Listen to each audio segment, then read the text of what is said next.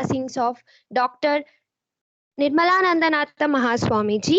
I am Manol Asya S, 7th SEM, Department of ECE, SJCIT. Today, we are here for the event Impact Series Lecture 1, Session 2, Innovate or Perish, organized by IIC SJCIT and sponsored by MOS Innovation Cell, AICTE in association with MHRDS Innovation Cell. It's my warm welcome to all of you. Now, I would like to call upon Ms. Pavitra, 5th SEM, Department of ECE, SJCIT, to invoke the Almighty. Over to you, Pavitra. Jai Shri Gurudev. Hello? Yeah, Pavitra, you're audible. Okay. Jai Ganesha, Jai Ganesha, Jai Ganesha, Pahi Mam. Jai Ganesha, Jai Ganesha, Jai Ganesha, Raksha Mam. Jai Ganesha, Jai Ganesha, Jai Ganesha, Pahi Mam. Jai Ganesha, Jai Ganesha, Jai Ganesha, Raksha Mam. Udakaratamodakam sada vimukti sadakam kaladharavatam sakam vilasi lokarakshakam anayakaikanayakam vinashute badaitakam natashubhashunashakam namamitam vinayakam. Jai Ganesha, Jai Ganesha, Jai Ganesha, Pahi Mam. Jai Ganesha, Jai Ganesha, Jai Ganesha, Raksha Mam. समस्तलोकशङ्करं निरस्तदैत्यकुञ्जरं धरे धरोधरं वरं वरेव भक्तमक्षरं कृपाकरं क्षमाकरं मुदाकरं यशस्करं मनस्करं नमस्कृतं नमस्करोमि भास्करं. जय गणेश, जय गणेश, जय गणेश, पाहि मां. जय गणेश, जय गणेश, जय गणेश, रक्ष मां. जय गणेश, जय गणेश, जय गणेश, पाहि मां. जय गणेश, जय गणेश, जय गणेश, रक्ष मां. Thank you so much. Thank you, Pavitra. Behalf of whole staff, students of SJCIT, I firstly invite our today's session speaker, Ms. Geetanjali P, Faculty of Management and Commerce, Ramaya University, who is Master in Business Administration. I welcome you, ma'am. Thank you. Then I welcome our beloved principal, Dr. G.T. Raju. I welcome you, sir. Then I welcome Register of SJCIT, Mr. Suresh J. I welcome you, sir. Then I welcome all the department HODs to this event. And finally, all the participants and students. Have a great session ahead. Now, the session is over to the speaker. Over to you, ma'am. Thank you so much. I think I will go with your culture. Jai Shri Gurudev. Wonderful meeting you all. That was a great song by Pavitra, beautifully sung. Moving ahead, me, Ms. Geetanjali Pawar, would be going through the topic innovate or perish. Perish is nothing but you innovate or you die, right? You innovate or you do not exist. That is what we will be going through in today's session. I will be sharing the screen for my slides to be shown. Just give me a minute. Can you all see the screen? Yes, ma'am, it is visible, ma'am. Yes. So if you do not innovate, okay, the business is not going to run. We have seen these examples of innovate, like why did Nokia fail? I will run through the few case studies at the end of the session. Why did Kodak fail? Why did Xerox company fail? You know, these are the few classic examples of the companies which do not innovate, right? And then they failed in their business venture. So basically, let's start with what do you understand by innovation? Innovation is nothing but a product or a process or a system which creates a new value, okay, or which is of an importance as a usefulness to the existing system as well, which is new and which creates a value. Henceforth, innovation can simply mean taking something that already exists and making it better. We have seen the evolution of mobile phones. You ask a person who owns an LG, who owns a BlackBerry, and then to the foldable phones what we have right now in the Samsung arena or Apple, or you call so many mobile companies coming into the market. We have seen the evolution, but it's not drastic, but a step by step improvement into the existing product could also be an innovation. But however, having said that, it adds value, right? You keep on adding value to the present product or services. So innovation is nothing but creativity plus commercialization. That's what Thomas Edison said, anything that won't sell, I don't want to invent. That means I don't want to invent anything doesn't create a value, and anything which doesn't add a value to the existing system or ecosystem of the product, be it technology, non-technology, mechanical, be it system, be it products, be it processes. If it doesn't add value and cannot be converted into effectiveness of the organization, that innovation is of no value. And hence, innovation is something which is creative and has a commercial value to it. I have a great idea, okay? I have a great idea, but if I do not get converted into any commercialization of that, that idea is just an idea, not an innovation, okay? So innovation, I think you should understand that's a creativity plus commercialization of the product. And then we often come across a few confusion of, is innovation an invention? No.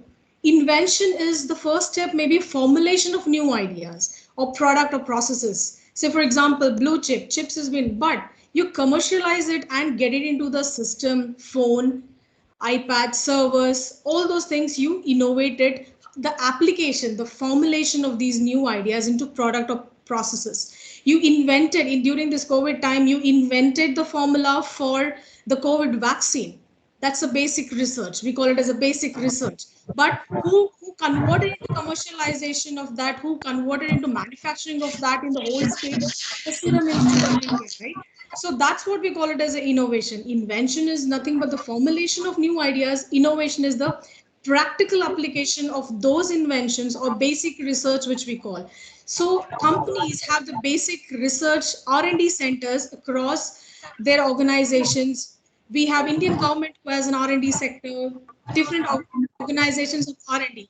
They do the basic research. After the basic research, the companies take up these ideas and convert it into the practical applications, and that's where we call it as an innovation. I think in the previous session you understood about the copyright and the patenting. Here is where the invention, innovation, the copyright and the patenting comes into the picture. I wouldn't get into more because you already have those sessions, but the importance is why innovation.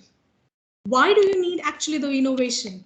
Imagine if there was no innovation like this, I wouldn't be sitting across 200 or 100 meters away from you and giving a talk here. We are connected digitally because of this digital revolution or innovation in digital sector, telecommunication, communication. We are connected now. We are disconnected, but yet connected. That's what I would call. So innovation has been a great value since the civilizations of the human being. We have seen these different waves of innovation. The first wave where we had water power, textiles and commerce, then we went on to steam power, then electricity, then petrochemicals. Now we are into digital networks, and now we are into green innovation, renewable energy, green nanotechnology, and we're talking about space technology. We are talking about space travel. We're talking about we all traveling together with having a picnic in Moon or a Mars. That's where the innovation is getting us to. People are there who are dream big about innovation, dream big about the ideas. So this is the waves which we have seen in the previous eras from 1978, 85 to 2021 now. Now we are into the green chemistry or the industrial revolution or the nanotechnology or the space technology or the communication. So what is it? If you want something new, you have to stop doing something old. If you keep on doing this old system, the new will not come. Who would have thought in the past 2 years that we would have converted ourselves into online learning from the classroom learning? How many of our professors, or those who are not equipped technologically, have greatly understood how to adapt to this online learning? That's the first step of innovation. You have to adapt to the technology and understand what does the market need. If you keep on doing the old things, if you keep on doing the old machines, if you keep on doing the old processes, if you keep on doing the old systems, your productivity decreases. You are vanished in the market. Nobody wants to take it from you. We went from handloom to automated textile industry, from machines which are manually operated to CNC machines now. We are into, say, for example, automated. We are even going from operations being done by robotics. No wonder in future they are predicting that online classes would also be held by an AI, that is a robot, artificial intelligence and machine learning. I no wonder it could really happen. It will happen probably. Then our jobs are lost. But we are also input of that. We give the backend.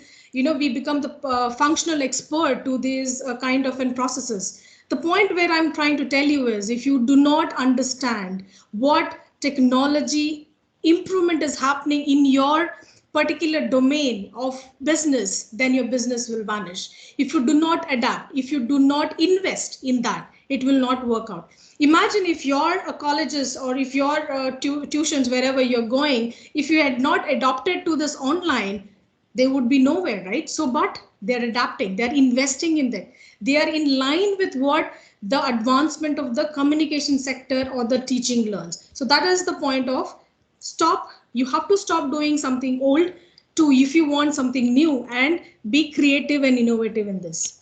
And the only way to discover what is possible is to go beyond the impossible. Who is this person here? Who doesn't know this man here? Elon Musk, right? The SpaceX company who has brought us to driverless cars, is giving us hyperloops. What does hyperloop do? The fastest traveling possible, right? And it says that if you implement that, your logistics, your supply chain and logistics will cut down to half. So for example, if I am trying to get something courier from US, due to this hyperloop connect between Dubai or anything which is presently happening, I would get the product in a couple of hours or maybe in half a day, which would almost take 15 days or something like that. So you have to discover it. Nobody would have thought that it would happen. Nobody is still believing that he will take us to space, but never know. In another few years, you will be buying a ticket to Mars and the moon, where within 1.5 days we would go and come back. It's possible. You have to keep on thinking openly like a child in you, be creative and understand. So I will show you a small video on what are the discoveries or the innovations which Elon Musk is trying to make.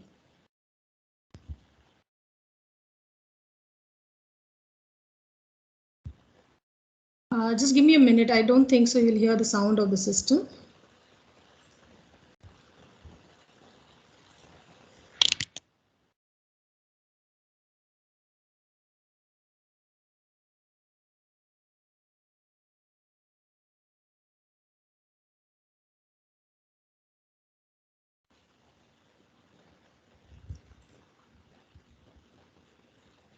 Good girls always compromise. Can you hear the sound of the system now? Yes, ma'am. Elon Musk is the CEO of Tesla and SpaceX, who plans to colonize Mars and is afraid to become a pet with artificial intelligence. But that's not all. In fact, companies in which Musk plays a role cover almost all industries and global problems of mankind, trying to revolutionize each of them. Let's take a look at Elon Musk's top 8 projects designed to change lives around the world.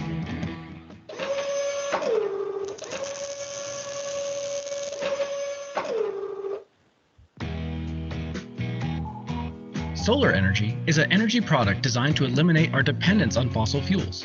Musk offered the concept to his cousin in 2004, and in 2016 he bought the company out of bankruptcy through his company Tesla. Musk's idea was for Tesla owners to be able to charge their cars with Tesla's Powerwall batteries, which store solar energy from the roof of Tesla solar roofs. Besides supplying solar panels to car owners, the company supplies them to large companies, but not everything is smooth. Thus, several panels caught fire on the roofs of Walmart and Amazon's, causing both companies to end their relationship with Tesla. However, the company won the tender to build the Hornsdale Power Reserve in Australia and was able to build it in less than 100 days. Additionally, it has implemented its AutoBidder platform in Australia, which operates as a trading robot on the spot electricity market. When the price of kilowatt hour is low, it recharges its batteries. When the price rises sharply above normal during peak hours, it sells energy. Tesla recently requested a license from an electricity supplier in the UK, rumored to have an auto bidder there. But sales of solar roofs for charging Tesla's electric cars are still rather sluggish. Founded in 2003, Tesla, the Musk Car Project, it involves creating cars of the future that not only run on cleaner energy, but also drive on their own, with or without their owner, making additional money for the owner. Tesla Roadster was created with money from PayPal. Then there was Tesla's Model S, which became the car of the year in 2013 and car of the century in 2015, as well as best-selling electric car in the world in 2015 and 2016. Then there was the Model X crossover, Model 3, and the Tesla electric semi, Model Y, and finally, the Cybertruck. To produce the last two models, Musk will build a new factory, Gigafactory. Despite the ridicule, the Cybertruck will go on sale with almost no design changes. The body of the Tesla Cybertruck is made of high-strength steel, which uses in the design space of rocket company SpaceX. Elon Musk assures that this material is not afraid of sledgehammer strikes and shots from firearms. It will be able to overcome deep fords and to stay afloat for a while. To date, Tesla has collected over 500,000 applications for the model, which will be produced in 3 versions with 1, 2, and 3 electric motors. The price from $40,000 to $80,000, the power reserve from 400 to 800 kilometers respectively, maximum speeds from 177 to 210 kilometers, electric pickup trucks received an adaptive air suspension. Now, the length of the Tesla Cybertruck prototype is 5,885 millimeters, width of 2,027 millimeters, and a height of 1,905 millimeters. The size of clearance is 40 centimeters. As for Autopilot, we've pretty much told you everything about it by the hints and the length. The only thing left to mention here is that Musk considers data transmission to be another problem. Every Tesla car on the road communicates with the company via AT&T LTE network, sending and receiving several gigabytes of data every month, from software updates to driver data. This requires fast, all-access internet, and to provide it, Musk created Starlink. Onto a project in the field of telecommunications. The idea of satellite internet is not new. Tried to implement it in the early 1990s, but when it did not work out because of the high cost of delivering satellites into space. But for Elon Musk, who has been working at it for over 18 years to make space flights as cheap as possible, this problem has become solved. The ambitious project involves launching about 12,000 satellites at different altitudes in Earth's orbit, which will provide internet access at speeds of up to 1 gigabyte per second and a delay of about 15 to 30 milliseconds.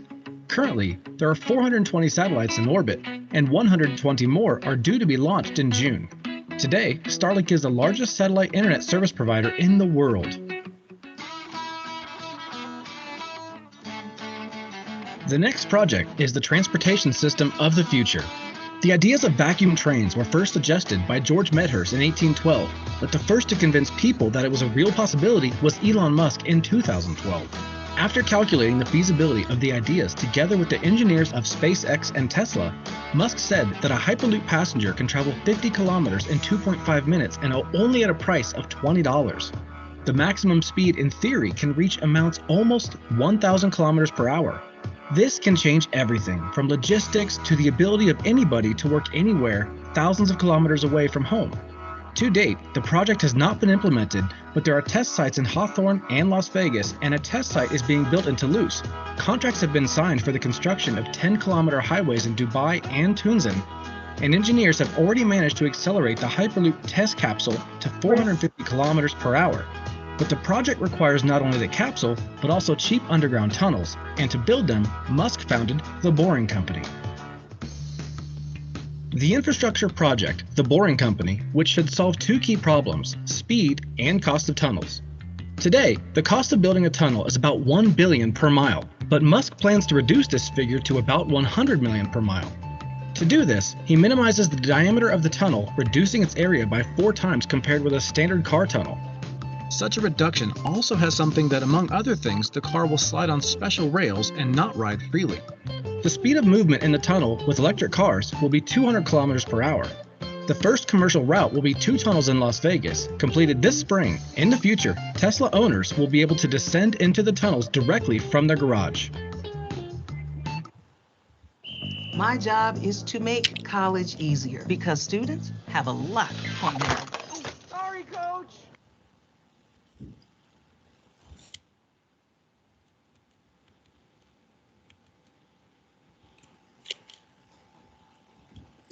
few years ago, they ridiculed in the video also. You saw that they would say that Elon Musk idea is just impossible, nothing, he cannot do like this. But one by one, he is connecting the dots. His vision to have satellites there was there, but due to the SpaceX project, he found it in a very cheaper way where he could put those satellites in the orbits, and get the connectivity very much, transportation. He has been doing great job in the innovation sector of understanding and putting up new resources and systems. The output of this is people will ridicule your innovative ideas, but you have to prove it. If you know that this is going to work out, you have to come out of it and you have to prove it and experiment on this. He had n number of failures. At one point of time, he had a bankruptcy, but yet because of his passion to put forth his innovative idea, he become more successful. Okay, so that's what innovation is all about. You stick up to your idea and see that your innovative idea will be convincing and you do much better in that area. I would love to show what was once now proved could also be something which imagined. I will just show you one video of some future technology which might come. Just give me a minute.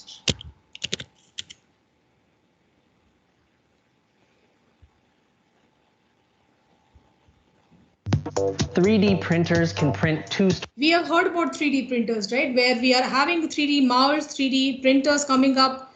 In future, it could come as a 3D building, okay, 3D construction, which could destroy the market of manual construction and everything. If this clicks up, never know, this could happen, and within a day or two, your house is constructed, okay? And that's how this 3D machines will have an effect. The most innovative in terms of the construction industry is the 3D printing. Story buildings now. What's next? Windmills? Swimming pools? What's that? Windmills and swimming pools are what's next? Let's get into it.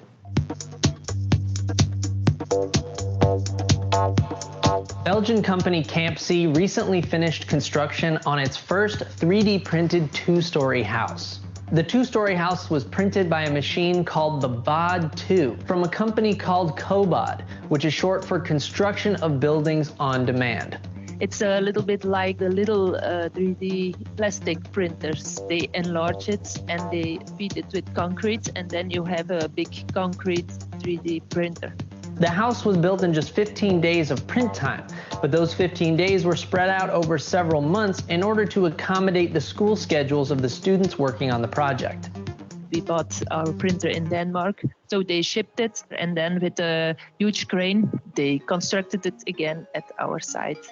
The structure of the house was printed in one piece by the BOD2, and while the printing process is fully autonomous, humans are still needed to set up, monitor, and assist the BOD2. There was some human labor. You needed sometimes to put in some bars for distancing between two walls. In the beginning of your day, in the process, you need to see if your mortar is, the consistency is okay. And in the end, of course, you need to clean your printer, of course. There is one man behind the computer. He can see and he can also follow the process by some cameras, which are really on the printer. When the printer is running, it's only one person after the computer, and that's all. For now, this two-story house remains on display in Belgium alongside the BOD2 printer that birthed it for visitors to stop by and marvel at. But CAMPC also told us that they're planning to turn it into an office space for people to rent out, or perhaps a place for people to live.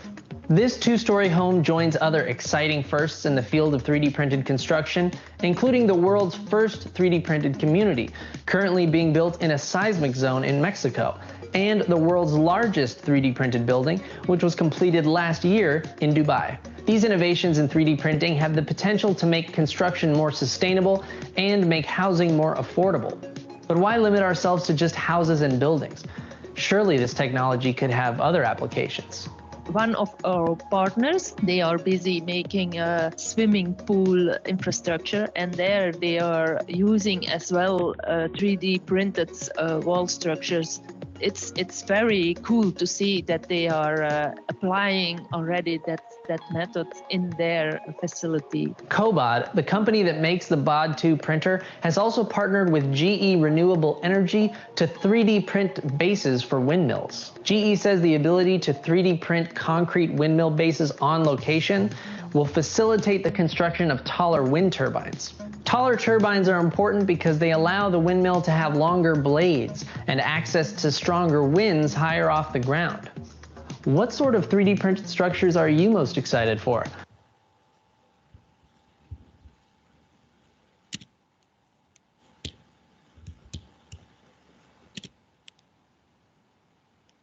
So we've seen this, right? Once we've seen this 3D. Now this 3D construction, this 3D printer could be a disruptive. Okay, that's what we're going to learn, understand next. The types of innovation, which is incremental innovation and disruptive innovation. Let's go one by one. What is an incremental innovation? We have seen it before, a series of small improvement or upgradation, what you do. What does the company does to the existing products is what we call it as an incremental innovation. Take a telephone, take laptops, take the insulin pumps like this, the lightings, or the Gillette often upgrades, right? So that's what the small improvements which you try to make to your existing products. Maybe phase by phase is what we call it as an incremental innovation. Then comes the disruptive innovation. Why incremental innovation is important is because of the sustaining of the market. If you do not keep on improving, upgrading it, you become dead. You are not there. What is disruptive innovation talks about? Disruptive innovation is nothing but, say for example, this 3D machines. For example, it does come into the market, then it will destroy the traditional way of construction of houses, and within 15 days your house is ready, right? For that, against what we take 2 years to 1.5 years, the Prestige, the Brigade, the group of the construction companies, and somebody comes into this market, these people are disrupted. That market completely vanishes because you are into this. So that is what disruptive innovation does. It creates a new market and destroys the previous market. Okay, it's create a new market and destroys the previous market, and it's very dynamic. It's very, very dynamic and game-changing innovation what we talk about. What was one game-changing innovation which we talk about? We will go through a little bit of case studies on what are those innovations which failed or why it failed, right? These are the examples of disruptive innovation. Uber came in, Ola came in. Okay, now we have Bounce and all those few taxi services. And the previous taxi services traditionally which we had outside our bus stops and trains, the 666 or 777 services, it's completely gone. It's destroyed, right? It's completely vanished. That's what the this Uber has done. This innovation has done. In the similar way, no wonder there is a concept of cloud kitchen now. Okay, if you are not aware of it, cloud kitchen is nothing but I do not own a restaurant, but I just own a kitchen in a particular different areas and I have a particular brand. Okay, and I distribute my food through this cloud kitchen through Swiggy and Dunzo. Simple. I do not own a restaurant, but I have a brand that this food product from this brand is very, very great and it's good. So I have created a market and I just distribute. The restaurants will be shut down in near future with these cloud kitchens. The model is very, very innovative. What does Netflix, these OTT platforms, what we call these Netflix, Sony Live, Hotstar, all these has done? Or you name it, there are many, right? Wood and everything. What has this done? It has destroyed the television industry right now, right? Because on the palm of your hand, on your mobile phone, you have your customized series which you want to see. You are no more sitting with the family in the hall and watching the television. No wonder in future the television might also become a disruptive. Okay, you might not have a television because everyone is so comfortable with their mobile phones, the applications or a tab or a small maybe something which is handy, a laptop or something like that. So you can see that these will also disrupt the television industry in the future. That could happen, right? So the next is the innovator perish. We have a classic example of Nokia. Who doesn't know the Nokia? Nokia, one of the best smartphones brand in a decade ago, probably a couple of decades ago. Okay, Everyone had this Nokia phone. Everyone had that small phone. But what happened? It was connecting the people, but it completely disconnected with the market. Why did it fail? Why did it, such a huge company, which had almost 90% of the share in the mobile phone sector, why did it fail?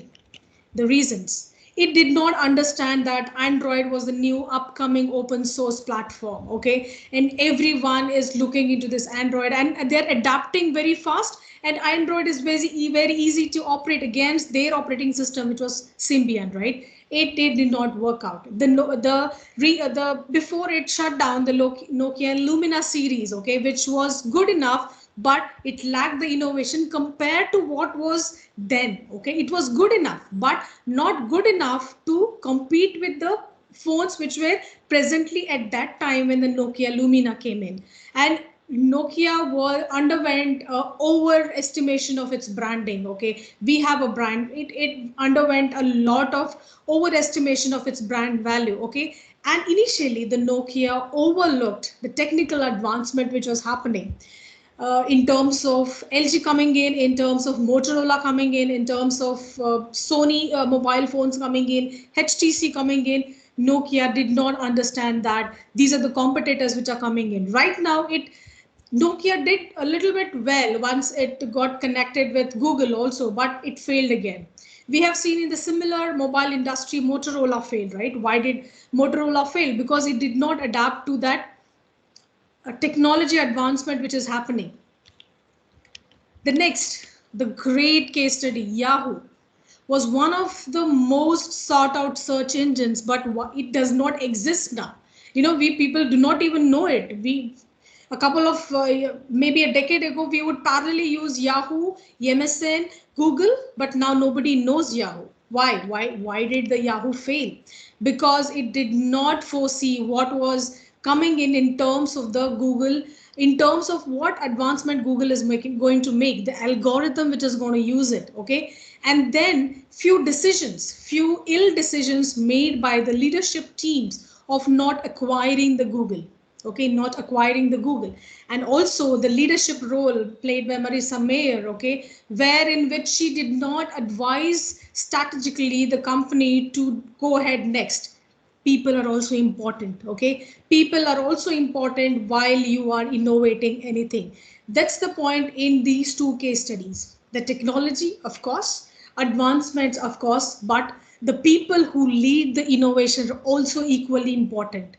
The people in the leadership role, also the people who are in the terms of the skilled workers or the knowledge workers in your organization, they also play an important role for your company to innovate and flourish. Okay, if you do not have a good leader to make your innovation go ahead, it will not work out. That's why these two case studies clearly tells you the three factors. The number one, the technological advancement. Number two, the competitors. Number three, the leaders, the people management, and the leader who leads this innovation in your organization. Maybe a manager, project head, whoever it is. So when you go into your industry as an engineer or a project head or a team lead, you will be responsible for leading certain project, right? So you need to know how should the decision-making ability on which is good, which is bad, which considering what is there in the market and what is there in the technologically advancement. Okay, and according to the Global Innovation Index, we India have been coming up from 81st position from 2015 to 52nd position in 2019 in the Global Innovation Index. We are actually doing good. We are doing good. If you look into it, there is something called as a frugal innovation, okay? Frugal innovation is nothing but if you have to tell jugaad, okay? What is jugaad? Small things we Indians do. When the basin pipe cuts over, we cut the bottle, put it, innovation, simple creativity. Cost effective, minimum resources, we do it. Anything fixing we have to do at home, we will do it in our own creative way. That's what we call it as a frugal engineering, okay? Frugal innovation is a lot in India. You go to Kerala, the way they climb and take up those coconut water, very innovative. Or a Kerala girl who has done a washing machine drying through her bicycle because Kerala is always hit by monsoon and it's always raining, the clothes don't dry. So they cannot invest. So she has done a cycle wherein which she dries it along with some fan she has put and it squeezes. Simple innovation.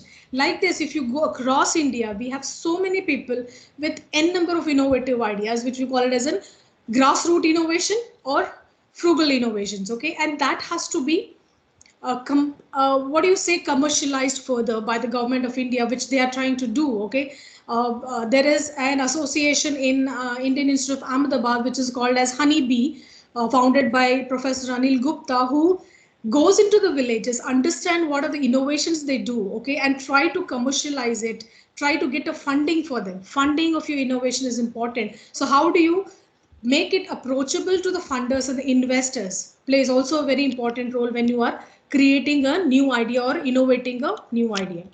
So what does the innovation ecosystem requires? That's what we talked about from the two case studies, right? The people, the policies of the organization, of course, the process and the climate.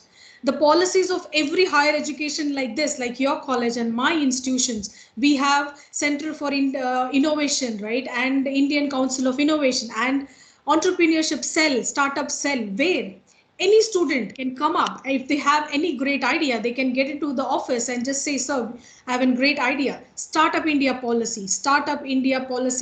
Then you have a different finances given by the government, subsidies given to women entrepreneurs, farmers. You have to make use of these policies, okay, the strategies and the measures. And within the organization also, okay, within the companies should have a policies wherein which employees come up with some creative idea, you should be able to reward that person. That's what Google does, okay. If you open up the Google app page in your web page, you can see the games names under the different employee names by Joseph or somebody else. What do? They create that product. The Google gives the royalty of that product. The profit sharing is done between the Google and the people of the organization, that is the employees. It depends on what policies you make. The leadership roles, how do they motivate you? How do they recognize you? The process, do I have the infrastructure? Now, say, for example, somebody wants to make a drone which will drop in medicines and everything, and you want to install some AI that you have gone to the right person by face recognition. I'm just giving you a vague idea. Does your institution have that much of capability, that much of technological capability? Do you have the processes? Do you have the process to experiment it? You have to create that kind of a climate, okay? That kind of a climate and that kind of a culture in your organization to develop that innovation. And hence, then only the innovation will grow up either in higher education or in your organization. And just to give a few examples of a few organizations which failed, okay, BlackBerry failed, we know, right? We had BB Messenger, but it failed. We had Cartoon Network, it failed. Sony was one among in the sound system, it failed. Xerox company, Kodak, who doesn't know the Kodak? Kodak, we had a Rolls, right? The black color one. If you ask your sister or your elders in your family, they would know that they used to have that Kodak machine with the roll. But now they did not adapt to the digital revolution of in terms of the photography industry, and it failed, okay? So these are the few examples of the corporation which failed, and hence you have to innovate if you have to survive and sustain in the market. If you do not do so, you will die, okay? That is perish. In the same way, if you do not have that kind of a creative mindset in your organization, when you go up, you will not survive. You have to keep on thinking new ideas and give new ideas to the organization. Be proactive, okay? Be proactive to the employees. Understand what is the new technology, what can I bring across to the organization. You have to be creative and innovative, then only you will be able to survive in the organization. So that's it from me, I think. Any questions you people have, I would love to take it from you.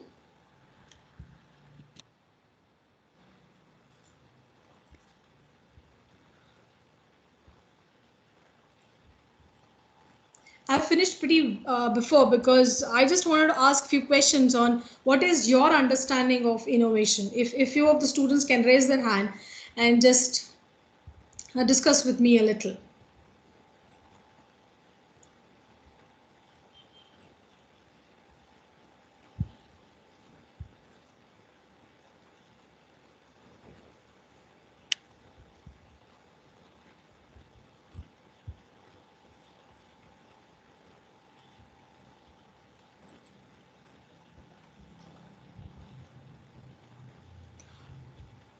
Bhuvan, you there? I hope you are a student because I'm randomly calling few students here.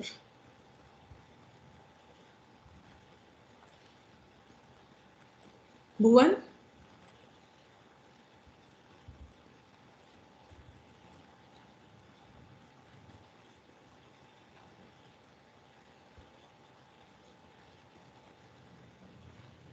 I want at least the students to switch on your videos, please. I want to have a little interactive sessions.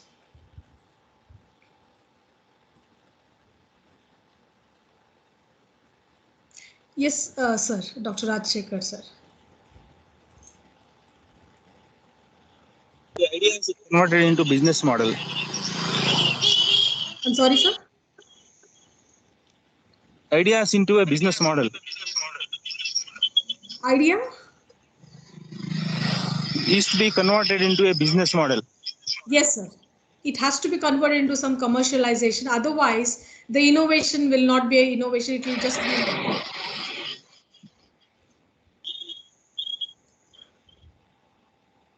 Thank you. Yes.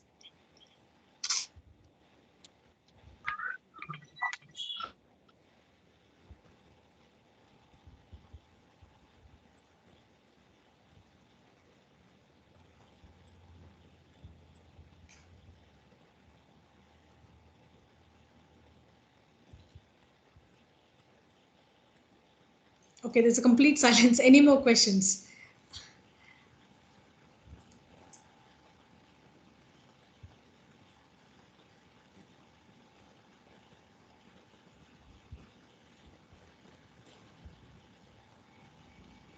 Any queries? Participants, please unmute yourself and ask.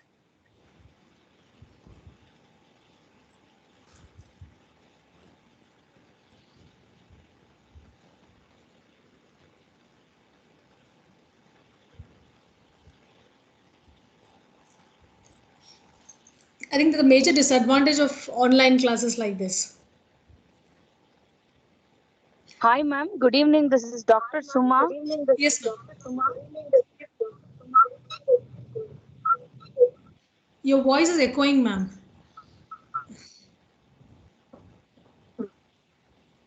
Ma'am, because we are traveling, everybody has switched on the same this thing.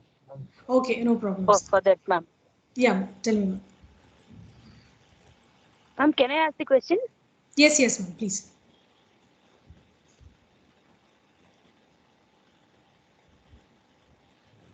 Hello, ma'am. Yes, yes, ma'am. Go ahead. I can hear you, actually, yeah, ma'am. Many of the times, many students will have the creativity and the ideas, ma'am. But the thing is, somewhere they lack to come out as a product or to start an venture.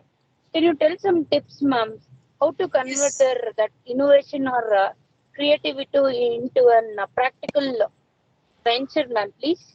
Absolutely. Ma'am, initially when you have an excellent idea, the initial thing what anybody can do is bootstrapping. That is you yourself invest a little amount, not maximum, okay? Invest a little amount and see how it works out. Create that tangible in terms of prototype, what we talk about. Otherwise, if it's a huge idea, take the help of Innovation Center by the Government of India, Innovation Center by your own college, where in which you have different schemes for the students, okay, different schemes for the students in DST, that is science and technology, where if your idea is good enough, they will fund you to further experiment with that and convert that idea into commercialization.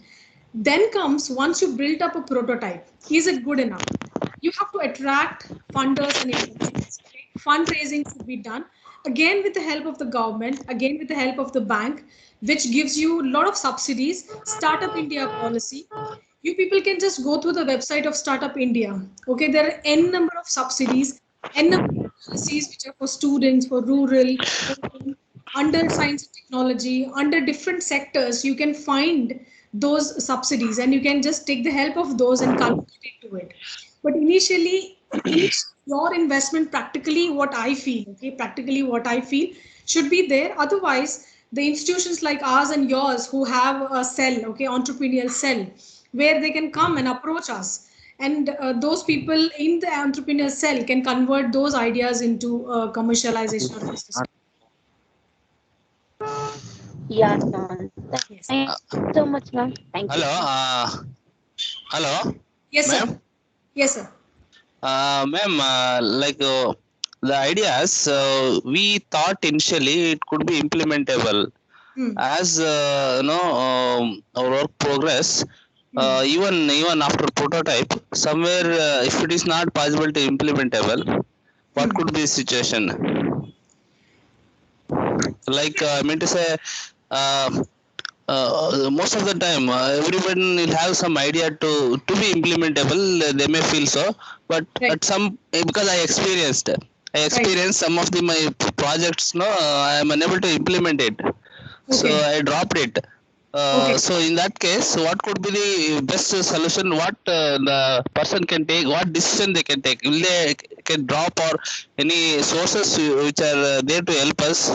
Yes, so there are different sources, as I said, in the websites itself. Otherwise, see, you will know what domain your project belongs to, right? So you have to contact those networks, the companies, which can your product could be helpful. You have to do networking, sir. In that terms, that's what networking makes an important role. Networking is very important. You have huge networks. Probably if I don't know what your product is, if say for example I am in textile, I want to create something, I will get network of textile industry people and associated with the textile association or something, and in which I can enhance it. Probably if your product is not working, what could be enhanced? What are your similar products in the market? Who are your competitors? What is your USP? What is your unique selling proposition which makes you different from the other competitors? Why should they take my product? So if you are clear with that, I think then you can sell your product to the investors and the people in your own networks. And that means your product network, what I'm talking about. You mean to say like before we thought of implementation, we have to do some networking. We supposed to do some networking, some background of such things, right? Yes, not networking exactly, sir, but research. Research on research. No, along with the research, you should know about the part who are the people who are involved in such things.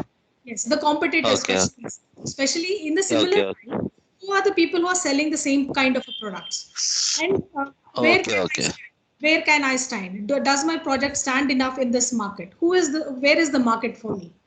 See, the market for some products could be there in some part of India, could not be there in some part of India. So you have to encash on where my project can work out well. So you have to do a basic research. Yeah, and that it can be converted into the business model. So yes. Okay. Ma'am. Thank you, ma'am. Thank you so much. Okay, ma'am. Madam, I am Manjunath. Yes, sir. Suppose we have idea such that it will be helpful for mankind as well as it will be helpful for destructive purpose. In such case, what will be the thing? Sir, if it's actually a disruptive innovation, I think the first step would be patenting and copyright, sir. You have to get it patented, first thing, if it's actually a very, very good idea. And then look into how you can commercialize it by getting the investments and what could be money funding required for your experimentation. There are many bank loans and other things. If it is under DST, what I call about science and technology, then the government is open enough to fund it, sir, if it's actually a really, really good one. Under AI, ML. If it is a process or a system also, as I said to the other person who asked the question also, in that domain, who are the people to invest? So you have to look out for investors, sir. There will be a number of investors, and we call it as an angel investors or funders, okay, funding agencies, which will help you in getting the money. For that, you have to show what profit these investors can get out of your product, okay, once this has been commercialized, once this has been put into the market. For them to convince, you have to do a lot of research on what is the market. The first thing for any innovation or a business model is who are my customers, right? Any idea for that matter. I'm not talking about innovation, but creative idea. Ideas when you have, who is this idea for? who are my customers? Who are my target customers? If you have a clear picture of who your customers are, then you can really target to the market. Hope I have answered your questions. Okay, thank you.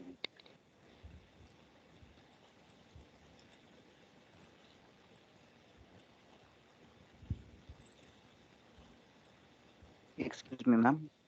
Yes. Ma'am, in engineering, for placements through on campus, can you tell the tips? What are the required qualities along with the studies for the students? That's a beautiful question. Yes. Number one is your attitude. Okay. How well you show your attitude that you are a good learner, you are adaptive to the environment. The major thing which any company nowadays, apart from your domain experience, is looking is how adaptable you are to this changing environment. I think we have shown this adaptability very well by shifting from offline to online, right? We have adapted well. Your ability to change according to the situation where in which you have to show, and of course your communication skills. Okay, when I say communication skills, I don't say English. Okay, it's not English. English is just a language. Okay, it's not a skill. Communication skill could be how well you put across your point of view to your team members, how well you interact with your team members, okay, how well you have a team building ability, and a proactiveness in the sense that you are ready for some challenges, you're ready for grabbing the opportunity, you're ready to give some ideas whenever you are being asked for. You cannot just sit back and say let others give, I'll be just happy where I am. No, you have to be a little proactive. I think these are the skills required when you go for an interview. And of course your body language. Okay, your body language, and physically your dress, whatever the requirement of the organization is, the clean shaven, nicely, but basic is nicely combed, a proper attire, a professional attire before you go for an interview. I think these all things will help you in your placements. Yes. Hope I've answered your question. Okay. Thank you. And before you go for an interview, you should little bit learn about which company are you going for. Then you will understand whom I am interviewing for. So you should know the introduction about a little bit about the company. Okay, ma'am.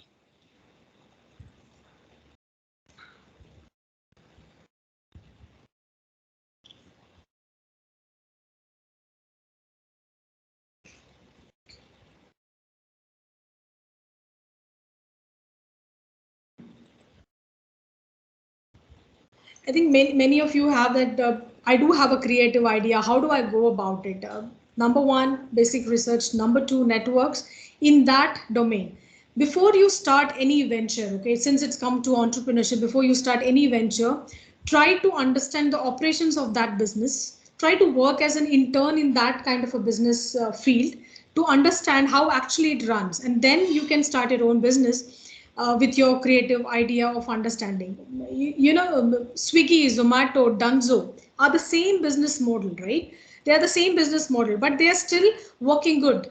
Paytm initially came up with this very few application based to it, but to adapt to the whatever is happening in the payment system, it is adding on a different upgradation to its payment systems like petrol, mobile phones, every recharge, payment through government office, whatever it is adding on, it is upgrading it. So you have to keep on upgrading. When I say keep on upgrading, you have an idea. Are you in line with this upgradation? Are you in line with what presently the market needs? So you should also look into this all aspects whenever you come up with any innovative idea. Any more questions?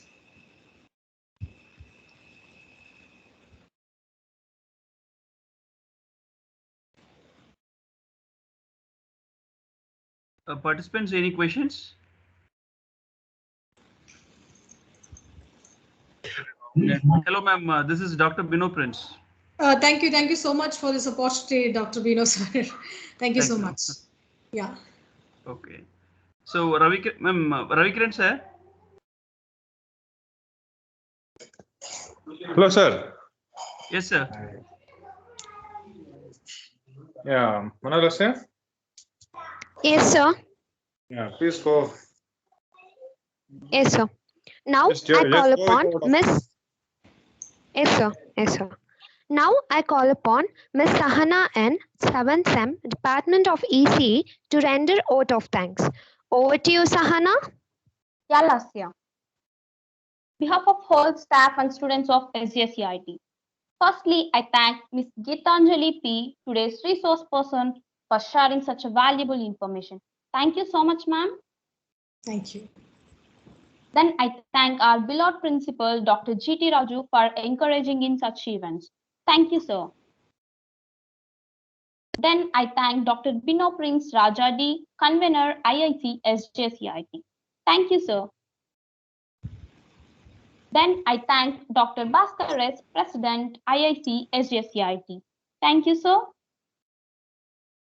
Then I thank today's event coordinator, Professor Ravikiran or Department of ECE SJCIT for conducting such knowledgeable events. Thank you, sir. And finally, I thank all the participants and all the coordinators of this event. Thank you all. Thank you, Sahana. All the participants are requested to check out the chat box to avail the certificate. Fill the Google form which is posted in the chat box to avail the certificate. Thank you. I personally thank Dr. Bino sir and to all the students actually who have well organized this. Okay, extremely happy the way they have organized it and hosted this event. Thank you so much. Thank you, everyone. Thank you, ma'am. Thank you so much for accepting the invitation and delivering a wonderful talk. Thank you so much. On behalf of IIC SJCIT. Thank you. Thank you. Sir, can I leave the meeting now? Yes, ma'am. Yeah. Thank you so much, Dr. Bino. Thank you.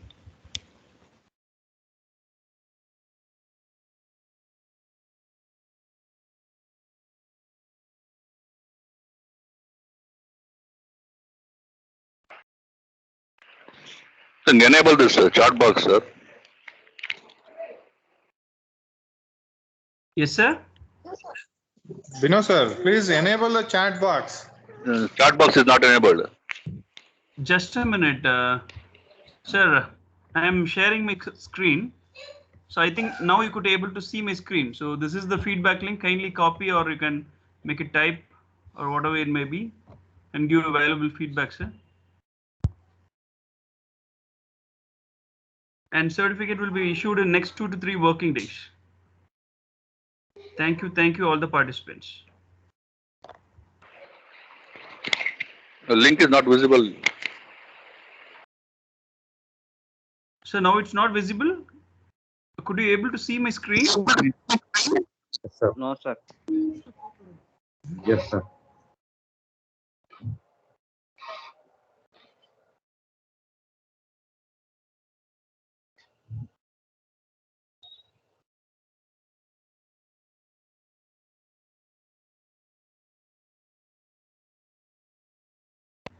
So can you able to see my screen now? No, sir. Yes, sir. It is visible. Okay. Thank you. So can you take a screenshot of the screen or you can type it and give your feedback. Thank you so much.